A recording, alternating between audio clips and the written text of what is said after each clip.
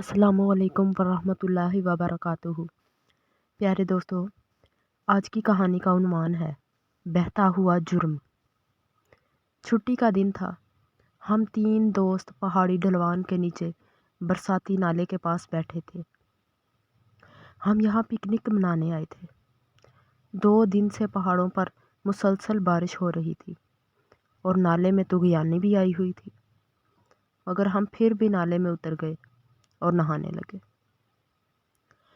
पानी के तेज़ बहाव में पहाड़ों की तरफ से चीज़ें बहती चली आ रही थीं। कभी किसी दरख्त की शाख बहती हुई आ जाती, कभी कोई सूखी लकड़ी, कभी आमों लदी डाली। इतने में हमें पत्तों और शाहों का एक गुच्छा सा उधर आता नजर आया। हम उसकी तरफ लिपके और उसे पकड़कर किनारे पर ले आए। करीब से देखा तो हैरान रह गए। ये शाहों का गुच्छा नहीं था, बल्कि लकड़ी का एक छोटा सा संदूक था, जिस पे शाहें इस तरह लपेटी गई थी कि दूर से देखने पर शाहों का गुच्छा महसूस होता था। जब हमने शाहें हटाई तो नीचे से एक संदूक निकल आया। जाने इस संदूक में क्या है। अभी हम सोच ही रहे थे कि करीबी झाड़ियों के पीछे से 3 खौफनाक शक्लों वाले आदमी निकलकर सामने आ गए। खबरदार, उसे मत खोलना, उनमें से एक ने गर्जदार आवाज़ में कहा। हम सहम कर पीछे हट गए। एक आदमी ने आगे बढ़कर संदूक छीन लिया। आओ चलो, उनमें से एक ने कहा, जो उनका लीडर लगता था। लेकिन बॉस, ये लड़के, संदूक को उठाने वाला बोला। जाने दो, बच्चे हैं, बॉस बोला। लेकिन बॉस, बच्चों ने संदूक देख लिया है, उसने संदूक की तरफ इशारा करते हुए कहा। तो फिर, बॉस ने उलझ कर कहा, उनको उस गार में बंद कर दो। तीसरे ने सामने पहाड़ी के गार की तरफ इशारा कर कहा। उन्होंने हमें एक पहाड़ी गार में बंद कर दिया और उसके आगे एक भारी पत्थर रख दिया। अब आधे घंटे तक खामोश बैठे रहो, अगर आवाज़ निकाली तो तुम्हें शूट कर देंगे। लीडर ने हमें धमकाया और इस संदूक को लेकर वहाँ से चले गए। पत्थर से गार का मुंह तो बंद हो गया था, मगर इतनी सी दर्ज बाकी थी कि हम सांस ले सकते थे या बाहर देख सकते थे। आधे घंटे हम वहाँ सहमे हुए बैठे रहे। फिर हिम्मत करके पत्थर को हटाने की कोशिश शुरू की, मगर पत्थर तो अपनी जगह से टस से मस नहीं हुआ। पत्थर अपनी जगह से हिला तक नहीं था। फिर हमने शोर मचाना शुरू कर दिया। एक गुजरते हुए किसान तक हमारी आवाज़ें पहुंच गईं। उसने चंद लोगों को इकट्ठा किया और हमें रहाई दिलाई। गार में कैद होने की वजह पूछी तो खौफ की वजह से हम सिर्फ ये कह सके कि हम खेल रहे थे कि पत्थर लुढ़क कर गार के मुंह पर आके गिरा। चूँकि हमारी पिकनिक अधूरी रह गई थी, इसलिए हम अगले इतवार को फिर ढलवान पर गए। लेकिन इस दफ़ा हम ढलवान से ज़रा हट कर बैठे थे। हम खेल कूद में मसरूफ़ थे कि अचानक अहमद बोला, वो देखो।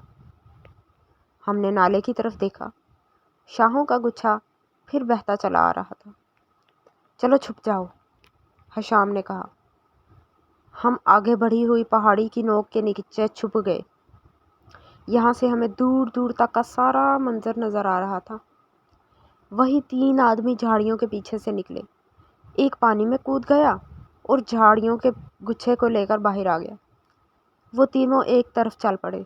कुछ दूर जीप खड़ी थी, जिसमें बैठकर वो लोग चले गए। मामला कुछ गड़बड़ लगता है, अहमद ने गाड़ी को जाते देखकर कहा। ये लोग मुजरिम होते हैं और ज़रूर किसी बड़ी वारदात में मुलविस हैं, हशाम ने कहा। चलो पुलिस चौकी में जाकर बताते हैं, मैंने कहा। हम पुलिस चौकी की तरफ चल पड़े। नाले के करीब एक छोटी पहाड़ी पर पुलिस की चौकी थी।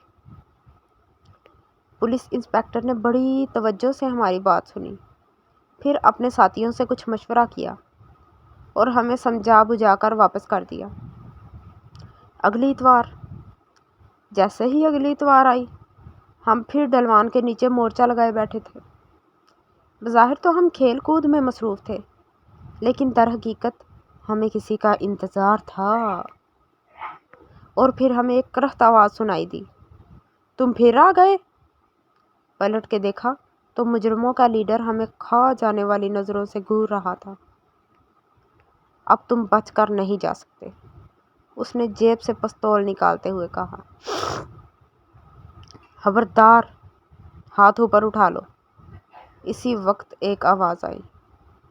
ہم نے پلٹ کر دیکھا تو پولیس کے 3 سپاہی بندوقیں تانے چلے آ رہے تھے۔ مجرم نے ان پر فائرنگ کرنے کے لیے ہاتھ گھمایا تو ایک زوردار دھماکہ ہوا اور مجرم کا پستول اڑ کر گھاس پر گر پڑا۔ ایک پولیس والے کی گولی سے اس کا ہاتھ زخمی ہو گیا تھا۔ وہ اپنا زخمی خون آلود ہاتھ پکڑ کر کراہنے لگا۔